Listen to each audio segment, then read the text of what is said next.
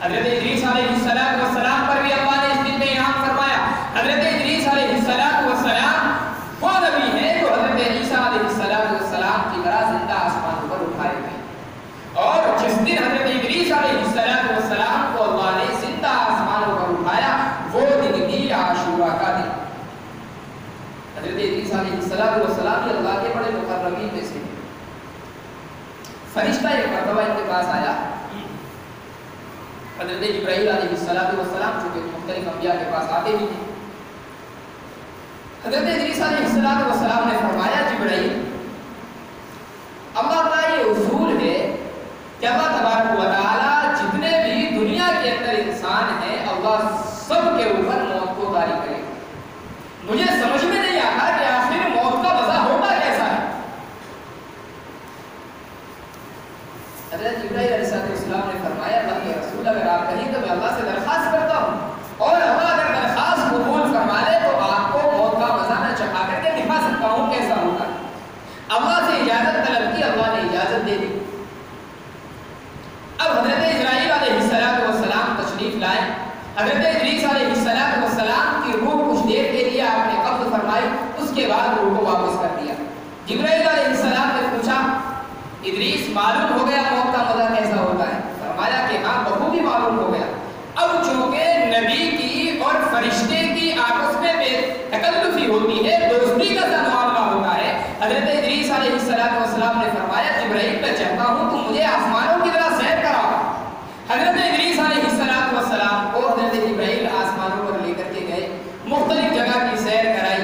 حضرت ادریس نے کہا میں جنت بھی میں دیکھنا چاہتا ہوں، جہنم بھی میں دیکھنا چاہتا ہوں۔ حضرت ادریس علیہ السلام کو جبرائیل علیہ السلام جہنم کے اندر لے گئے، سیر کرائی، مختلف مقامات دکھلائے، اس کے بعد فرمایا بھائی جنت اور دکھلا دو۔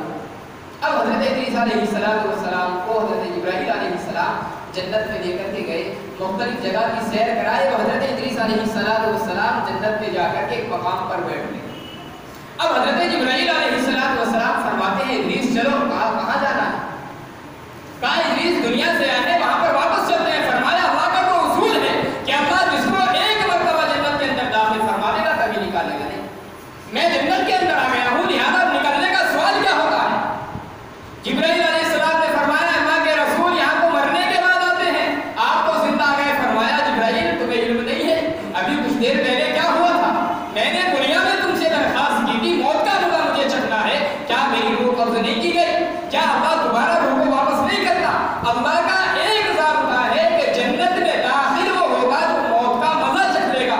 میں دنیا میں موت کا مزہ چکھ چکا ہوں۔ دوسرا ضابطہ اللہ کا یہ کہ اللہ جنت سے کسی کو نکالے گا نہیں، لہذا میں جنت میں داخل ہو گیا، اب نکلنے کا سوال پیدا نہیں۔ اللہ نے فرمایا جبرائیل ادریس کو چھوڑ دو، اس کے لیے یہی متعین ہم نے کیا تھا کہ اس کو زندہ آسمانوں پر اٹھایا جائے۔ تو حضرت ادریس علیہ السلام کو زندہ جس دن آسمانوں پر اٹھایا گیا موجودی لکھتے ہیں وہ دن بھی عاشورہ کا ہے۔ قرآن کریم نے بیان کیا وَاذْكُرْ فِي الْكِتَابِ إِدْرِيسَ إِنَّهُ كَانَ صِدِّيقًا نَبِيًّا وَرَفَعْنَاهُ مَكَانًا عَلِيًّا۔ اللہ فرماتا ہے اے نبی صلی اللہ علیہ وسلم حضرت ادریس علیہ السلام کا تذکرہ کیجئے، إِنَّهُ كَانَ صِدِّيقًا نَبِيًّا، وہ سچ بولنے والے راست گو نبی تھے، وَرَفَعْنَاهُ مَكَانًا عَلِيًّا، اور ہم نے ان کو بلند مقام عطا فرمایا۔ کچھ لوگ لکھتے ہیں کہ اس بلند مقام سے مراد حضرت ادریس علیہ السلام کا آسمانوں پر اٹھایا جائے۔ حضرت یونس علیہ السلام ہم سب جانتے ہیں حضرت یونس کو سزا کے طور پر مچھلی کے پیٹ کے اندر کچھ دن رکھا گیا، اور پھر حضرت ادریس علیہ السلام حضرت یونس علیہ السلام نے اللہ سے دعا فرمائی، اللہ نے اس دعا کو پھر قبول فرمایا، اور حضرت یونس علیہ السلام کو اس مچھلی کے پیٹ سے نجات دی گئی۔ یہ دن جس دن حضرت یونس علیہ السلام کو مچھلی کے پیٹ سے نکالا گیا وہ دن بھی عاشورہ کا دن۔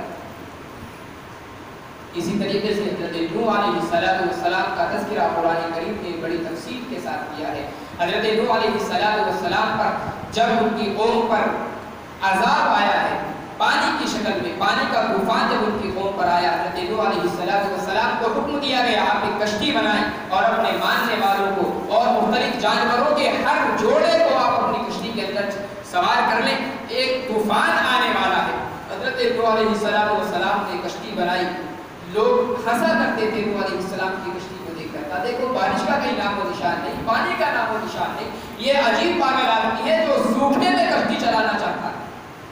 حضرت نوح علیہ السلام کو جو کہ حکم دیا گیا تھا کہ آپ کشتی بنائیں، ایک علامت بتا دی گئی تھی طوفان کی کہ فلاں مواقع پر فلاں جگہ پر ایک تنور لگا ہوا ہے، اس تنور سے جب پانی ابلنا شروع ہو جائے تو آپ سمجھ لیں کہ اب طوفان شروع ہو چکا ہے۔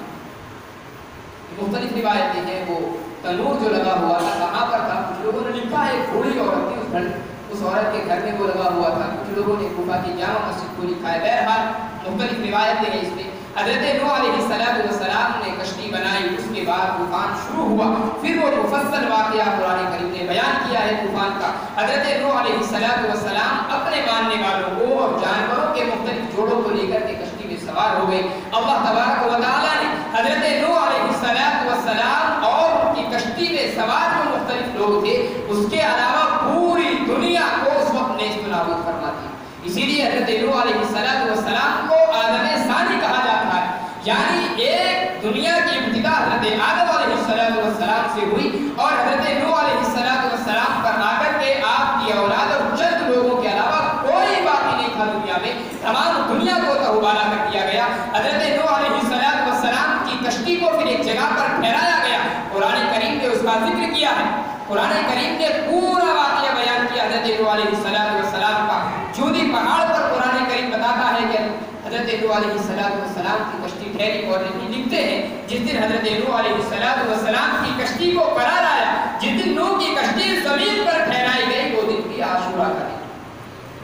حضرت عیسیٰ علیہ السلام کو جس دن آسمانوں پر اٹھایا گیا وہ دن عاشورہ کا دن تھا۔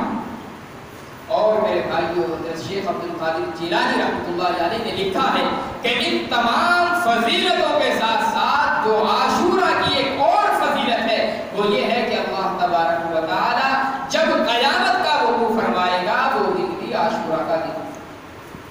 مطلب یہ ہے کہ اس عالم کی ابتدا اور اس عالم کی انتہا سب کچھ عاشورہ کے دن سے ہے۔ اس سے پتہ چلتا ہے میرے بھائیوں کہ محرم الحرام کی فضیلت یہ نبی علیہ السلام کے زمانے سے پہلے موجود ہے۔ آقا